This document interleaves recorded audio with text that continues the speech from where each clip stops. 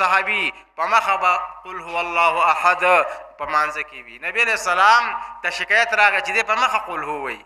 وی نبی علیہ الصلوۃ والسلام هغه ته وایي چې ته په مخه قل هو الله احد دا صورت وایي. مقتدیان وایي چې کله نه کله لږ بدلون دغه ښیي. یاره وي زه د دې صورت سره محبت ساتم.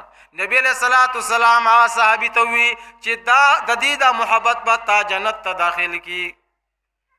او یو پیر نبی علیہ الصلوۃ والسلام صحابه کرام ته وی چې تاسو دی خبرې نه مجبور عاجز ہے چې تاسو هر شپه د قران کریم ختم وکړئ. عاجز خو نه کنه، کمزور خو نه کنه.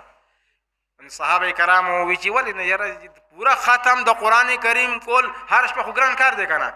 نبی علیہ الصلوۃ والسلام ورته وی چې سورۃ اخلاص قل هو الله احد درې پیر وای اعوذ بالله بتعوذ تسمیه سرا نو تاسو ته پورا ختم قرآن ثواب ملاویږي. قل هو الله احد هر شپه مونږ به دا معمول جوړ کو.